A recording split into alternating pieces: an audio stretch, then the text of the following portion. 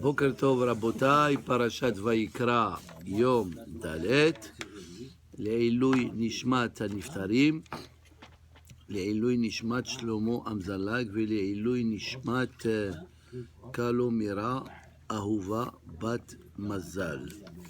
Alors regardez les psukim de Mishlei, Shlomo HaMelech. Shlomo HaMelech, il commence comme ça, il dit En chokhma ve'en tevuna ve'en etza leneged Hashem. Ça veut dire, quelqu'un il peut prétendre qu'il est hacham et qu'il est, il a beaucoup de qualités, mais devant HaKadosh Baruch Hu, en chokhma. Hein? Comment tu peux être hacham? Regardez qu'est-ce qu'il dit Rashi. En kol hacham ve'navon hashuv lifnei Hashem. Si tu le compares avec Hashem, alors il n'est pas un grand hacham. Alors, et des fois, Hashem il fait loket hachamim be'ormam. Il prend le hacham avec toute sa chokhma qu'il a, et il le piège par rapport à ça. Ok, un autre passage qui dit Sus mukhan leyom milhama. Des fois, quand on va pour faire la guerre, on prépare le cheval, on prépare les tanks, on prépare les missiles. Mais il pense, la personne qui fait la guerre, elle pense qu'avec tous ces équipements qu'elle a, elle va gagner rapidement. Mais vers Hashem l'itchoua, comme toi tu as préparé le sous, Hashem il est aussi de l'autre côté, et il va amener la délivrance à celui que Hashem il désire. Ça veut dire, c'est pas parce que tu as un équipement et tu as une armée forte que tu vas gagner la guerre. Tout dépend de HaKadosh Baruch Hu. Hein, on va lire cette semaine et la semaine prochaine la paracha de Amalek. Hein. Amalek, ils étaient un peuple très puissant, mais Am Israël, quand ils priaient à Hashem, ils gagnaient la guerre. Hein. Zachor et Asher Asalecha Amalek. Et quand Am Israël, ils pensaient que c'est eux qui faisaient la guerre, c'est grâce à leur force, Vegavar Amalek. C'est pour ça que Moshe Rabbeinu, il levait les mains, comme ça tout le monde prie à Kadosh Baruch Hu. Alors c'est ça, ça veut dire Hashem illahem lachem ve'atem taharishun. C'est pas les soucis mais les tanks qui vont déterminer la réussite. Nifha, ensuite le passage qui dit Nifhar Shem me'osher rav. Ça veut dire avoir un Shem Tov. Hein, il est préférable qu'avoir beaucoup de richesses. Ça veut dire, nous, on préfère toujours juste le côté matériel. Mais ici, il te dit, voilà, comme l'idée de Tov Shem Ishem et Tov, Nifhar Shem, une bonne renommée, elle est mieux que d'être riche et d'avoir beaucoup d'argent. Mi kesef ou mi zahav, meilleur que l'argent et l'or. Hen, la grâce, Tov. C'est mieux, ça veut dire, c'est mieux d'avoir de la grâce où les gens ils t'apprécient que d'avoir beaucoup de richesses et tout et tu n'es pas apprécié par les autres. Hein? Ashir varash nifgashu. Le riche et le pauvre ils se sont rencontrés. Osekulam Hashem. C'est Hashem qui a fait le riche et qui a fait le pauvre. Alors qu'est-ce que ça veut dire ça? C'est pas très clair. Regardez comment Rashi il explique. Nifgashu, keshe'ani omer le ashir parneseni. Quand le ani il dit au pauvre, donne-moi quelque chose pour manger. Vehu one kashot, et le riche il veut pas l'aider. Ve'im en noten lo klum, et s'il lui donne rien, ose otam HaKadosh Baruch Hu hadashim. HaKadosh Baruch Hu, il change les rôles. Les ani et les ashir. Ça veut dire, lui, il était Ashir et l'autre, il était Ani. Maintenant qu'il ne veut pas donner, Hachem, il donne, il fait le contraire. Le Ashir, il devient Ani et le Ani devient Ashir. D'ailleurs, on a étudié la même idée concernant la Tzedaka. Hachem, il te dit, donne-moi le Ma'aser, donne-moi le 1/10, et prends pour toi-même 90%. Hachem, il dit, si tu ne veux pas donner le 10%, ben moi, je vais prendre 90%, et à toi, je vais te donner le Ma'aser. Je vais te donner les 10%. Parce que finalement, c'est quoi la tzedaka? Hachem, il dit, on est des associés. On est tous des associés avec HaKadosh Baruch Hu. Qui nous donne la santé, qui nous donne la chokhma pour faire cet argent, c'est HaKadosh Baruch Hu. Alors Hachem, il te dit, Imagine-toi que tu as un associé, il travaille comme toi, et il te dit, toi, tu prends 90% et moi 10%. Hein? Qu'est-ce que tu vas penser de cet associé? Non, c'est super. Toi, tu prends tu lui Toi, donnes... tu prends 90, lui dit, je pensais le contraire. Alors, qu'est-ce que tu vas... Ah, c'est un bon... Tout le monde voudrait avoir cet associé. Alors c'est ça, cet associé-là, c'est Akadosh Baruch Hu Hashem, il te dit, prends 90%, donne-moi juste ma aser. Si tu veux pas, eh ben, moi je vais prendre le 90 et toi tu vas prendre le 10. Alors maintenant, il y a une autre explication sur ce pasuk. Rashi, il explique comme on a dit, le Ben Ish Chai, il dit, Ose Kulam Hashem, entre le Hashir et le Ani, il y a le nom de Akadosh Baruch Hu. Comment? Alors le Ben Ish Chai, il dit que quand on donne la tzedaka, on est en train de faire le nom de Akadosh Baruch Hu, comme si on est en train de dessiner le nom de Yud Kevavke. Alors il explique comme ça, Yud, c'est l'argent que tu donnes, disons la pièce de monnaie, c'est Yud. He, c'est les 5 doigts, hein? Vav, c'est le bras, et He, c'est l'autre main du Ani. Alors c'est ça, il dit, entre le Hashir et le Ani, il y a le nom de Akadosh Baruch Hu, hein? C'est beau. Alors c'est pour ça qu'il dit, le Ben Ish Chai, c'est pour ça qu'il faut faire attention de donner aux pauvres avant qu'ils demandent. Comme ça, tu as le Yud et le He. Parce que si déjà, il tend la main, alors ça marche pas. Ça marche pas. Il faut que ça soit en ordre. Yud Ke Vav Ke. Hein? Alors c'est ça. Ça veut dire, entre le Hashir et le Ani, c'est Kulam Hashem. Et il y a ceux qui disent aussi que c'est la même chose. Il y a ceux qui disent aussi la même chose quand l'homme il dit à la femme, Hareat Mekudeshet li, il lui donne la pièce de monnaie. Alors c'est ça, il y a le nom, il lui donne la bague hein, pour la marier, il y a le nom de Akadosh Baruch Hu. Yud Ke Vav Ke, il prend la bague, c'est le Yud, le He avec sa main, Vav c'est le bras, et He c'est la main de la Kala, il lui fait rentrer la bague. Alors c'est ça. Arum ra'a vaisater. Uptaim avru vene'enashu. Ça veut dire ici, il dit comme ça, il dit que quelqu'un qui est petit, quelqu'un qui est, ça veut dire des fois quand tu vois des erreurs qui se font, alors il faut apprendre des erreurs des autres pour que toi tu les commets pas, hein? Mais si toi tu vas faire, alors c'est ça. Arum ra'a, quelqu'un qui est intelligent. Ici, arum, c'est pas négatif. Ça veut dire ra'a vaisater. Tu vois que quelque chose arrive, alors tu t'éloignes. Si tu vois quelqu'un faire une activité et il a un problème, il faut que tu apprennes de son erreur à lui pour que toi tu ne fasses pas la même erreur. Mais celui qui est petit, c'est pas petit. Celui qui est petit, il est petit peut-être dans son esprit. Ou ptaim avru, des fois quelqu'un, il voit que cette activité, il y a beaucoup de gens qui ont eu des problèmes avec, et lui, il va refaire la même activité. Ou ptaim avru, tu veux faire comme les autres, vene'enashu. Toi aussi, tu vas tomber dans le pétrin. Et finalement, Ekev anava yirat Hashem. Alors, Shlomo HaMelech, il conclut avec ce pasuk, il dit, la crainte de Dieu, elle est basée sur la anava.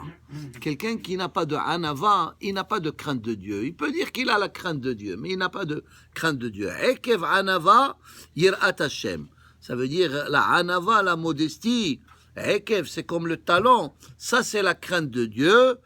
Et d'ailleurs, il y a un lien avec la paracha de la semaine, Vaikra, hein, Moshe Rabbeinu, parce qu'il était Anav, il a écrit le Aleph de Vaikra en petit, alors parce qu'il était Anav, il ne voulait pas prétendre que Hachem, Vaikra, Hachem, il a appelé ici la première fois pour lui adresser la parole dans le Ohel Moed.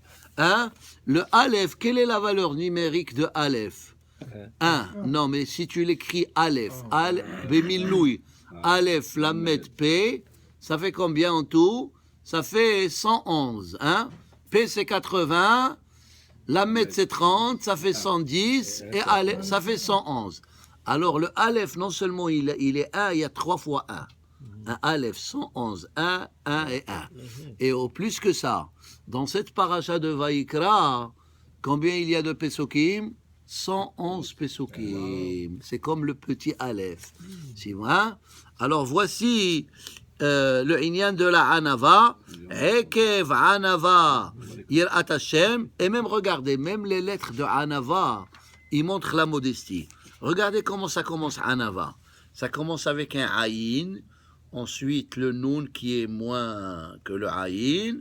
Ensuite le Vav. Ensuite le He.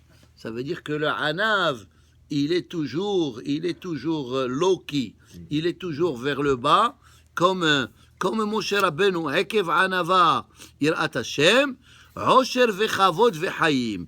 Et celui qui a la Hanava, hein, et celui qui a la Hanava, il va mériter tous ces verachot là, le Osher, la richesse et le kavod et la vie. Ok, maintenant la Gemara, on va voir qu'est-ce qu'elle a à nous offrir aujourd'hui. Amar Rabbi Yohanan, Mishum Rabbi Bana'a.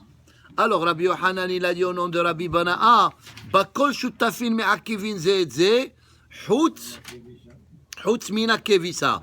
Alors comme on a dit, autrefois il y avait la grande cour, et chacun il avait une chambre, c'était ça leur maison, et la cour elle servait pour tout le monde, pour certaines activités.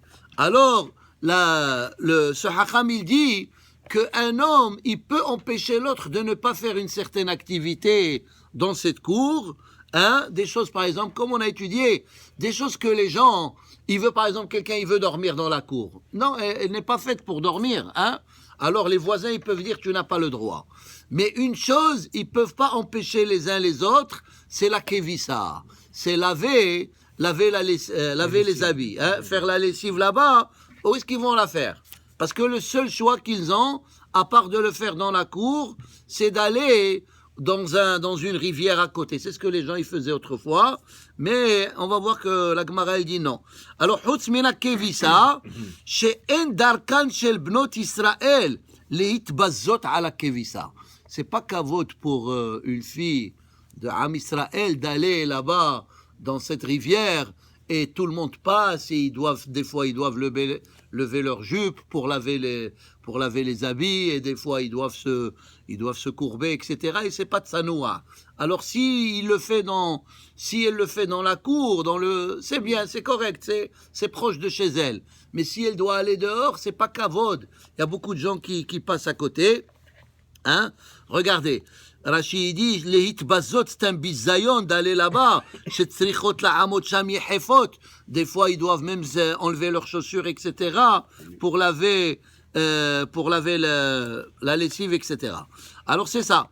Ve'otzem enav. Et maintenant, la Gemara, elle explique un pasuk dans le prophète Ishaïa. Ve'otzem enav, par rapport à ce que nous venons de dire, otzem enav mirot ra. Quelqu'un qui ferme ses yeux de ne pas voir des choses qu'il ne faut pas voir avec ses yeux. De quoi on parle? Amar Rabbi Hiya Barabba, ze she'en mistakel ban nashim, besha'a she'omdot ala kevisa. Ça veut dire, il faut pas regarder les femmes quand ils sont en train de laver la lessive, parce que c'est ça. Omed shomer, c'est ça. Shomer ve'otzem enav mir'otra. Alors, Echidame, la Gemara elle dit de quoi on parle. Si ce monsieur-là qui regarde, il avait un autre chemin et il a pris ce chemin exprès pour voir les femmes, Racha'hu. Celui-là c'est un Racha, on ne parle pas de Rechaim ici. Hein? Racha'hu. Kadarka harina. S'il n'y a que ce chemin, hein, la rivière, il doit passer par là-bas, par cette rue, pour arriver chez lui à la maison, où est-ce qu'il doit arriver. Kadarka harina. S'il n'y a pas un autre chemin, anushu. Anushu, ça veut dire il n'a pas le choix. Anus, ça veut dire il peut pas faire autrement, il doit passer par là-bas. Pourquoi tu dis Otsem Enav? Alors la Gemara il dit les olam delika darka harina. On parle qu'il n'y a pas un autre chemin. Et il doit passer par ce chemin. Va filo achi, et malgré ça, mi ba'ele les menaces nafshe. Mais quand même, il doit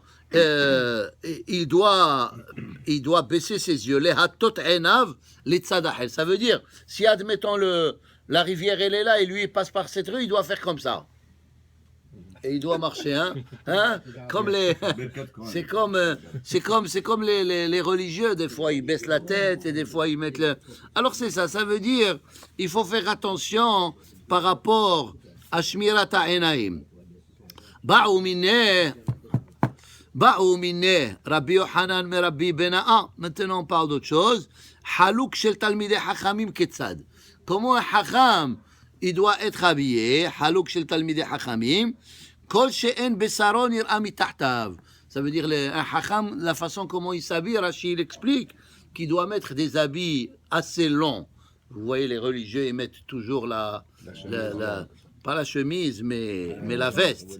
La veste qu'ils mettent ou le pantalon. Alors ça veut dire qu'il faut que ça soit long pour qu'on puisse pas voir une partie de son corps par rapport à ses habits. Kol she'en besaron yir'a mitahtav, ça veut dire complètement couvert.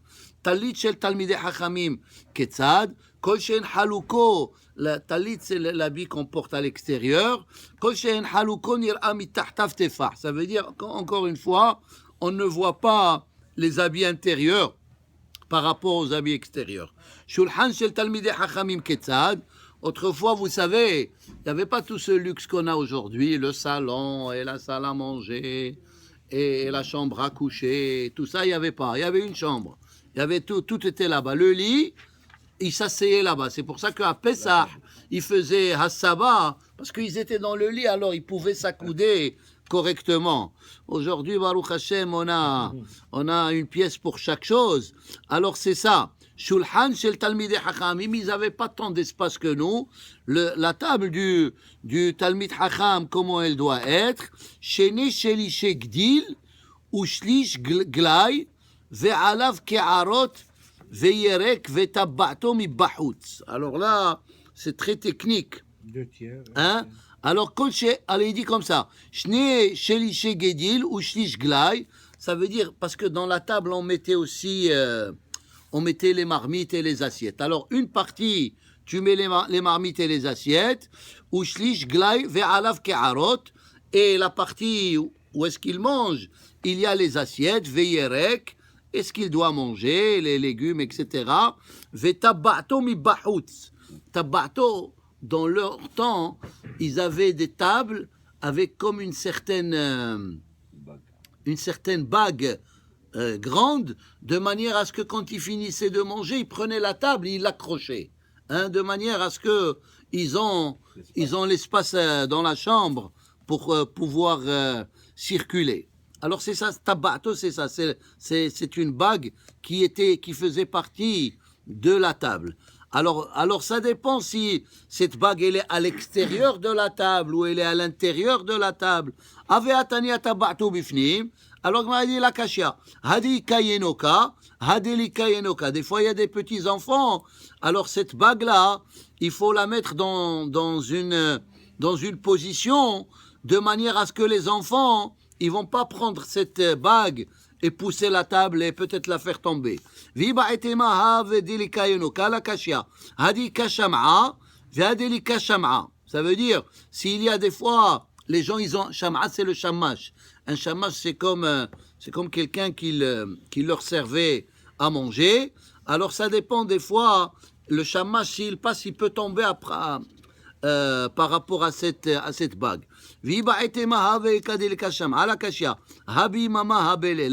Ça dépend si c'est le jour ou la nuit, parce que la nuit, il ne voit pas. Et comment il doit être la table du Amaretz, domé les Medourav et les Kederot Makifotota. Toute la table, elle est pleine de casseroles et de marmites. Et ça, c'est pas bon. Pour un Talmid Chacham, c'est pas kavod de manger dans une table comme ça. Il faut que les assiettes et les marmites y soient d'un côté, et lui et sa famille mangent de l'autre côté. Maintenant, מיטה של תלמידי חכמים כיצד? Le lit d'un Talmid Chacham, כל שאין תחתיה, qu'est-ce qu'on peut mettre sous le lit? אלא סנדלין בימות החמה, ça veut dire les sandales qu'on met en été, ou man'alin, c'est comme des bottes, bimot hageshamim. Ça veut dire, la seule chose que tu peux mettre sous ton lit, c'est les souliers. Veshel Amar, c'est quelqu'un qui n'est pas Talmid Chacham, Doma le Otsar Balous. C'est comme si c'est un débarras. Ça veut dire tu peux faire entrer là-bas tout ce que tu veux, mais ça, c'est pas bien. Et surtout, il ne faut pas faire entrer, Rachid dit, par exemple, de la nourriture. Hein? Des ilou ochlin, regardez, qu'est-ce qu'il dit Rachid? Chez un tahtea, des ilou ochlin, parce que si tu mets là-bas le manger, même s'ils sont couverts avec la couverture de la marmite, hein,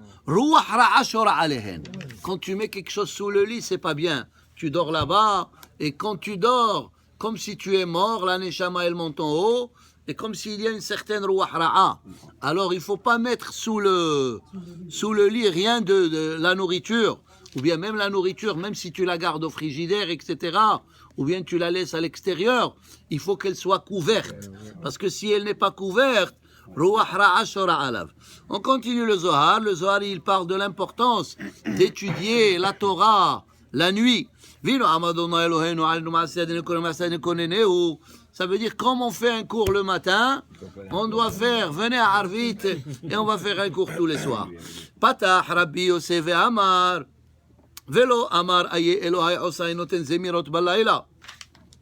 Alors, il y a ce pasouk là dans Teilim qui n'est pas clair. Alors, le Zohar, il va l'expliquer. Bour, et viens voir. Besha'a Shenit Orer Ruach Tzafon, quand il y a la nuit qui arrive, et Ruach Tzafon, c'est comme un vent qui vient du Tzafon, du nord, Venehela Kalayla, et vers minuit, Hare Emadnu, Shalhevet Achat Yotzet ou Makkat Achat Kenafeha, chez la Tarnegol, et quand le lever du jour arrive, il y a le coq, il y a comme un feu qui vient réveiller le coq, Veoud Dofek Bichnafaf Vekore.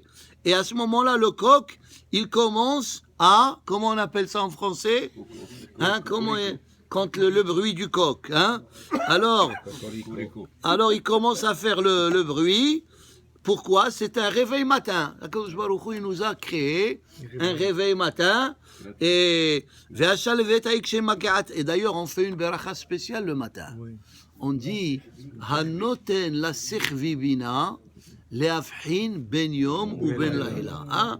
Ça veut dire le servi, il a cette intelligence de distinguer entre le jour et la nuit. Maintenant, on peut se poser la question, pourquoi Hachem il a voulu que ça soit fait comme ça? Hein? Pourquoi il n'y a pas un coq qui fait le bruit pour qu'on aille au lit, hein? Pour qu'on aille dormir? Hein? C'est Hachamim, ils disent l'important, et Hachamim, ils ont instauré une bracha sur ça. Ça veut dire, Hachamim, ils veulent te montrer le bénéfice de la productivité. Ça veut dire tu te réveilles. Hachem, il veut que tu te réveilles et tu ailles au travail ou tu ailles faire ce que tu as à faire. Hein? C'est pas une mitzvah d'aller dormir. Hein? On n'a pas besoin d'un réveil pour aller dormir parce que de toute façon tu vas dormir et c'est pas une mitzvah de dormir. Ça veut dire c'est pas une mitzvah. C'est par rapport à la santé, mais ça veut dire si c'était pas ça, c'est pas une obligation. Mais se réveiller, c'est Asher bara Elohim la'asot. Hachem, il a créé le monde, il nous l'a transféré, et nous, c'est à nous de continuer les activités de Akadosh Baruch Hu. Alors c'est pour ça qu'il y a le coq qui nous réveille, il dit, allez-y, réveillez-vous et allez-y faire votre travail et commencez d'abord par prier à Akadosh Baruch Hu. Mabit ba umizda'zeh avekore mabit umistakel bishvil kavod adonav la'asot retzono. Ça veut dire le coq il fait la volonté de Dieu. Ça veut dire c'est du moussard pour l'être humain. On dit regardez, le coq qui se réveille pour faire la volonté de Dieu, alors toi aussi réveille-toi et fais la volonté de Dieu. וקורא לבני אדם, ועל כן נקרא שכבי, שהוא לשון הבטה. שכבי, ça veut dire il regarde. Ça veut dire il voit que c'est ça la volonté de Dieu. Venikra gever. Et aussi, on appelle le coq avec un autre mot, gever. Mishum shemit'orer b'shalhevet hagvura, parce que ça prend aussi de la force pour se réveiller. Des fois, on est fatigué et c'est un dur moment de se réveiller. Alors, il faut quand même se renforcer. Je vous ai dit, ce hacham-là, il dit, quand il disait à ses élèves, des fois, ils ne venaient pas à la prière, hein. Alors, il disait, le Yetzerara, qu'est-ce qu'il te dit le matin? Il te dit, dors, reste encore un peu. Alors, comme ça, tu vas rater Shahrit, etc. Alors, ce hacham, il disait à ses élèves, quand le Yetzerara, il vous dit de ne pas vous réveiller et de dormir, il faut dire au Yetzerara, est-ce que toi, tu es réveillé? Le fait que tu me dis de dormir, ça veut dire que toi, tu es réveillé. Alors toi, tu es réveillé, moi aussi, je dois me réveiller. Hein? ובצד גבורה בא לעורר בעולם. אז אלו בני האמונה עומדים ונותנים גבורה וכוח לכנסת ישראל. וזה נקרא רינה של תורה.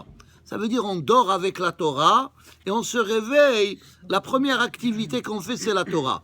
ועל זה שקם בחצות לילה, זכה דוד למלכות.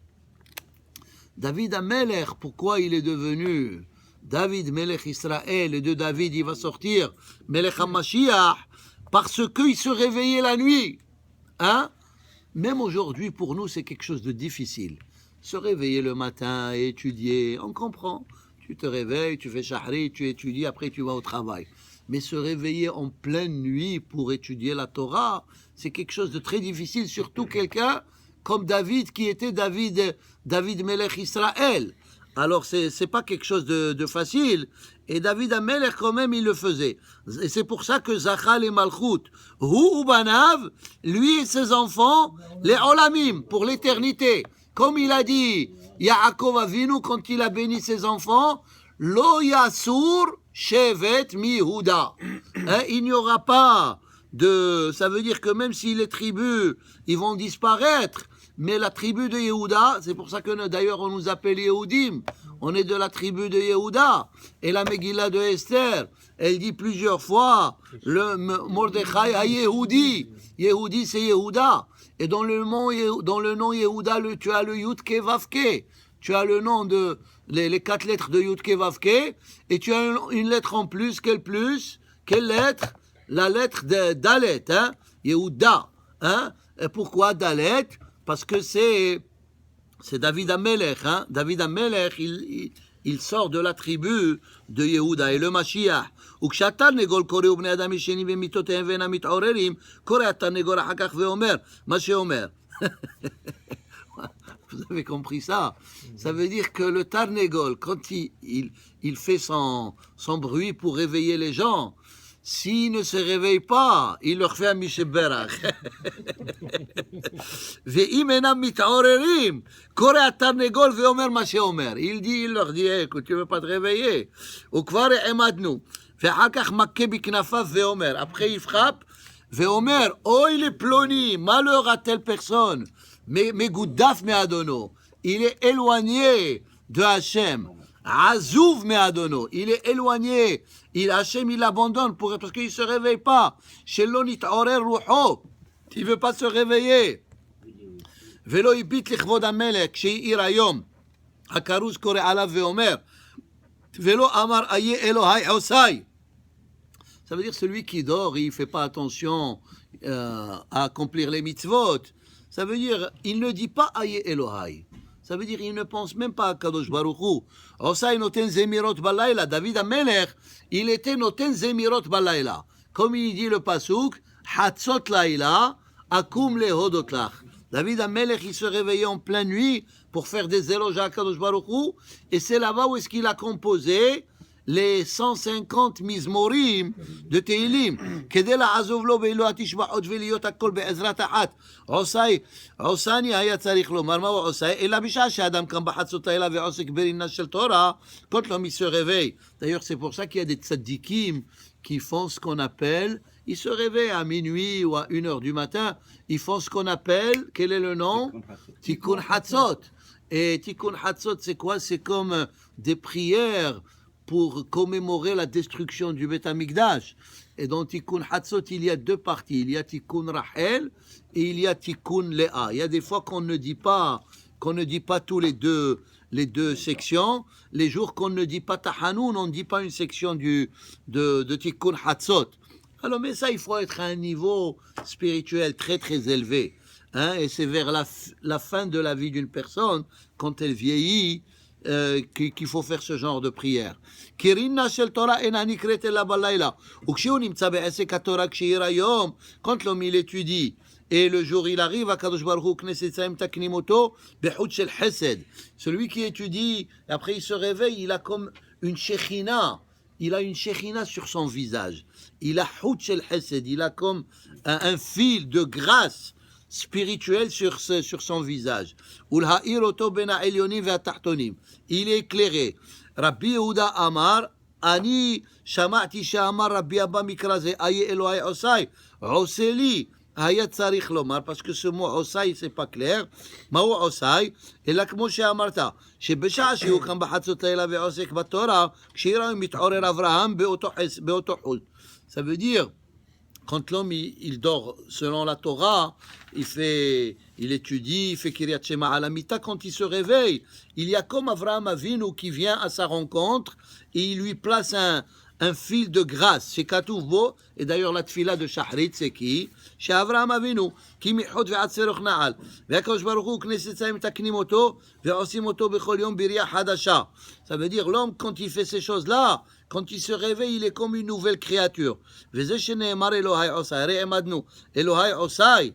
Hein, dans le mot Elohai, il y a, regardez ça, dans le mot Elohai, il y a le mot El, qui est le nom de HaKadosh Baruch Hu, et il y a les lettres Vavé.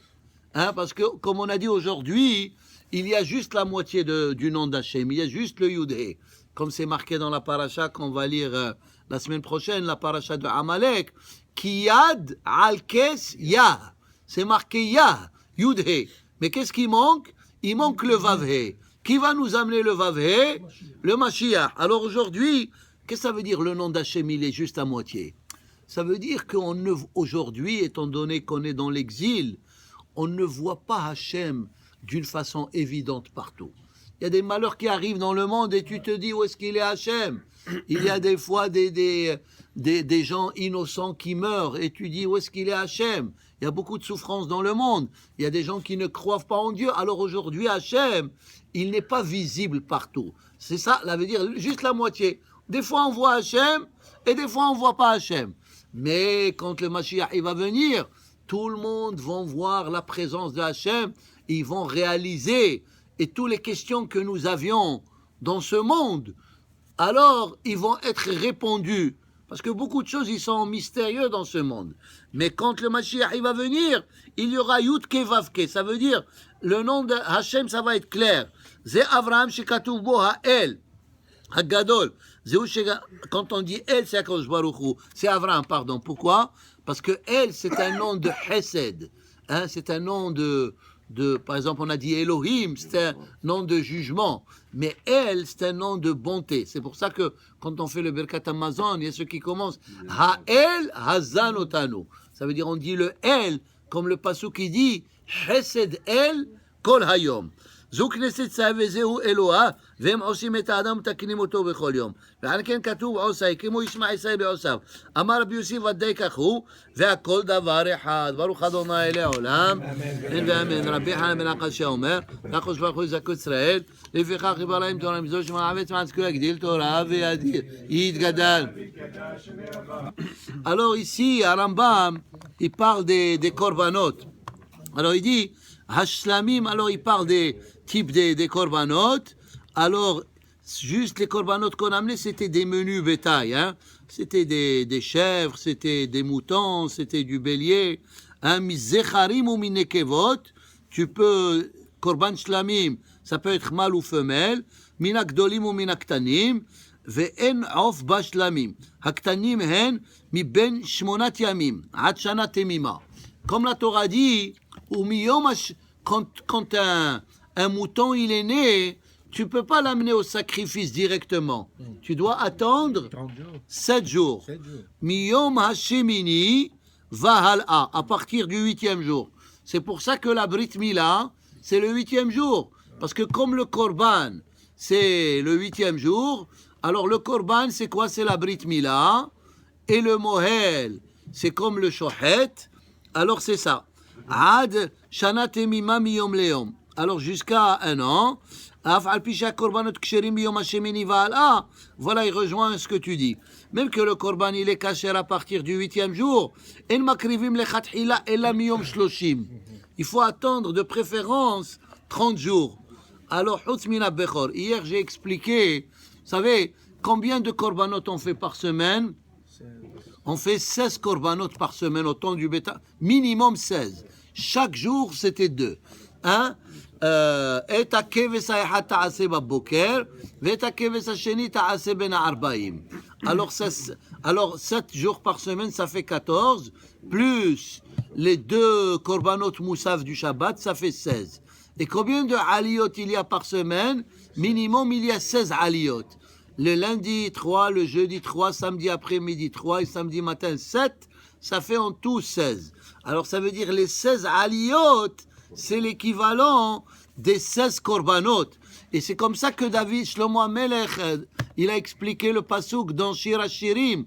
On dit Shinaich, tes dents, ke'eder harechelim. C'est comme le troupeau des moutons.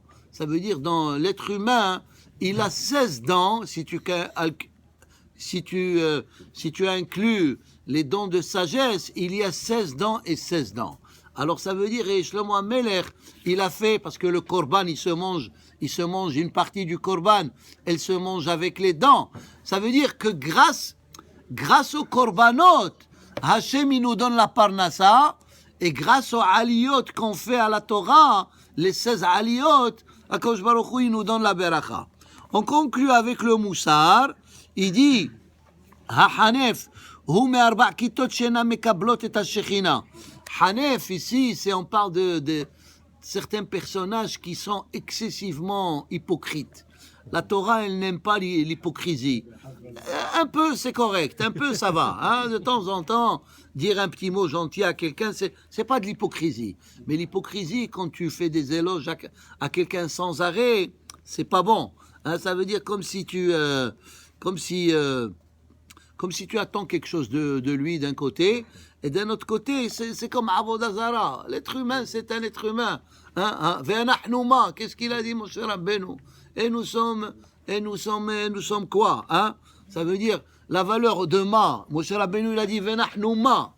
Ma valeur numérique, c'est 45. Et Adam, valeur numérique, c'est 45. Ça veut dire que le Adam, l'être humain, il est qu'est-ce qu'il est? Il peut être fort, il peut être riche, il peut être ce qu'il veut. Un jour, il va quitter ce monde comme tout le monde. Et les choses qu'on se rappelle de l'être humain, c'est juste ses qualités de Midot. Alors c'est ça. Omer la Racha, c'est quoi le Hanfan que la Torah n'aime pas? Tu vois un Racha et tu lui dis Tzaddikata. Oh, tu es un grand tzaddik. Le gars, c'est un grand Racha. Ikvereu ami mizamehu le ummim. Va filu shemahnif le mesheno Racha.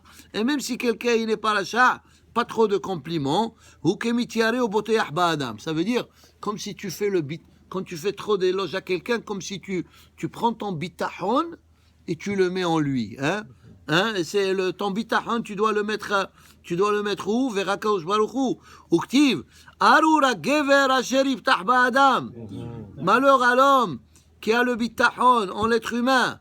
Uktiv, lo lefanav hanef yavo. Hachem, il n'aime pas les hanfanim, les hypocrites surtout, dans le mauvais sens.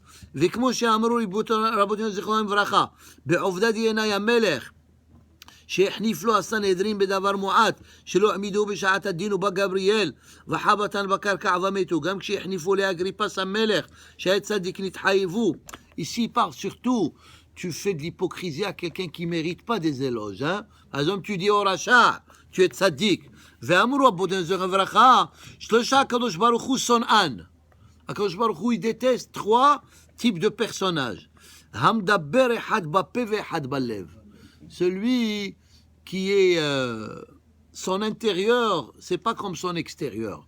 Ça veut dire il parle d'une manière, mais il pense d'une autre manière. Ça veut dire qu'il n'est pas sincère et honnête. ואמרו רבותינו זכר ברכה, כל אדם שיש בו חנופה, tout celui qui est hypocrite dans le mauvais sens, nofel begehinam. Ça veut dire il est au Gehinam, et même au Gehinam, il va tomber. Hein? Il y a ceux qui restent debout au Gehinam. Lui, il va même dans le Gehinam, il va tomber. Sheneemar, hoy haomrim la tovra. C'est de quel hanfan on parle? Celui qui dit la tov, il dit sur une bonne chose, il dit qu'elle est mauvaise. Et sur une mauvaise chose, il dit qu'elle est bonne. Ou bien sur une mauvaise personne, elle dit qu'elle est une bonne personne. לכן כאכול קש לשון אש. ואמרו רבותינו דברך, כל עדה שיש בה חנופה מאוסה כנידה. וואו. Une communauté qui sont tous des hypocrites, ils sont détestés, ils sont מאוסה, ils sont dégoûtants devant Hachem comme la nida. שנאמר כי עדת חנף גלמוד. ואמרו רבותינו דברך, כל תלמיד חכם שאין תוכו כברו נקרא תועבה. Un חכם, s'il n'est pas honnête et sincère, ça veut dire il doit parler comme il pense. Hein? Il ne faut pas qu'il soit Ehad Bapé, Vehad Balev. On dit que c'est ça la grandeur des Shevatim. Malgré qu'ils n'aimaient pas leur frère Yosef, mais il lui disait en face. Il lui disait en face qu'on n'est pas d'accord avec toi. Alors ça veut dire qu'ils n'étaient pas des hypocrites. Et ça en soi, c'est pour ça que la Torah elle te dit Lotisna etahicha bil vavecha. Mais si tu n'aimes pas quelqu'un, peut-être il t'a fait quelque chose que tu n'as pas aimé, tu lui parles et tu lui dis, tu peux ne pas l'aimer, mais au moins il faut qu'il le sache. Hein? Alors parce que dans le mot hanoufa, il y a le mot af. Af c'est la colère. Comme vehara af Hashem. Kol shish bo hanoufa, mais vi af la olam. Il amène la colère parce que Hashem il est énervé. Il dit regarde celui-là. Il prend une mauvaise personne, il lui dit que tu es une bonne personne.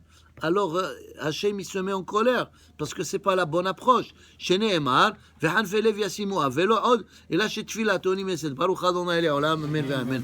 Demain c'est le 7 Adar, c'est la Iloula de Moshe Rabbeinu. On va be'ezrat Hashem essayer de faire un cours sur Moshe Rabbeinu. Ve'alechem tavo berkat hatov.